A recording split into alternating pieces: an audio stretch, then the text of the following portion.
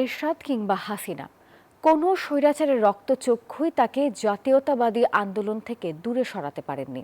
গুলিবিদ্ধ হয়ে হাসপাতালের কেবিনে মৃত্যুর সঙ্গে পাঞ্জা লড়েছেন।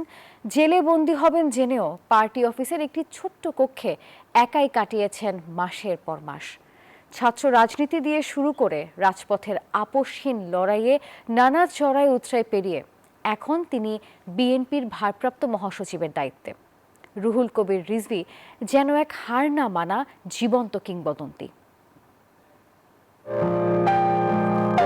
কুড়িগ্রাম জেলা শহরের হিঙ্গনরায় সর্দার পাড়ায় রুহুল কবির রিজভীর পৈতৃক নিবাস।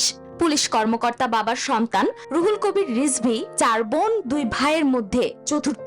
কুড়িগ্রাম সরকারি উচ্চ বিদ্যালয়ে 6ষ্ঠ শ্রেণী থেকে 8ম শ্রেণী পর্যন্ত পড়াশোনা করেন তিনি। বাবার চাকরির সুবাদে মাধ্যমিকে বগুড়া বাংলা স্কুলে ভর্তি হন। 1976 সালে এসএসসি পাশ করেন। এসএসসির পর তিনি রাজশাহীতে আসেন। ফুপুর বাসায় থেকে রাজশাহী বিশ্ববিদ্যালয়ে ভর্তি হন। আমার বাবা পুলিশ ডিপার্টমেন্টে চাকরি করতেন। সেই চাকরির সুবাদে বগুড়াতে আসা এবং এখানে তার অবস্থান। পরবর্তীতে এখানে বিবাহ করে এখানে সেটেল হয়ে যান। ওদের রাজনীতি শুরুবার থেকে করতো উনি খুব ভালো লোক।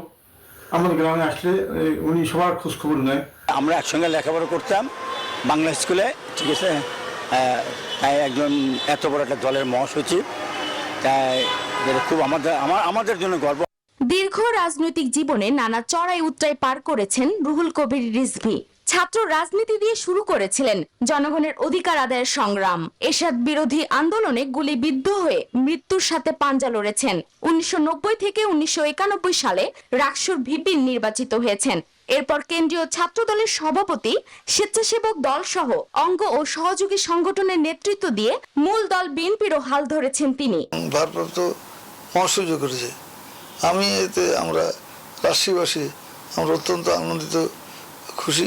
আমরা যখন বিভিন্ন কলেজ ইউনিটগুলোর দায়িত্ব পালন করি তখন ওনারা রাজশাহী বিশ্ববিদ্যালয়ে আসতেন, বিশ্ববিদ্যালয় থেকে আসতেন, যারা তাদের বক্তব্য বলতেন, শুনতাম।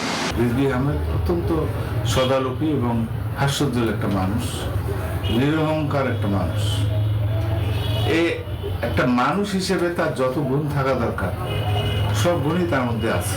আমরা তো অবশ্যই আশা করতেছি, জনগণও আশা করতেছে যে রিজভী সাহেব এই কুড়িগ্রামের কৃতি সন্তান হয়ে থাকবে এবং কুড়িগ্রামের মানুষের পাশে সবসময় থাকবে। এমন নেতা বিএনপির মতো প্রধান রাজনৈতিক দলের মহাসচিবের দায়িত্ব পাওয়ায় খুশি সারা দেশের মানুষ। রাকসুর সাবেক ভিপি হওয়ায় এই বিশ্ববিদ্যালয়ে যেন বাড়তি উৎসবের আমেজ তৈরি হয়েছে।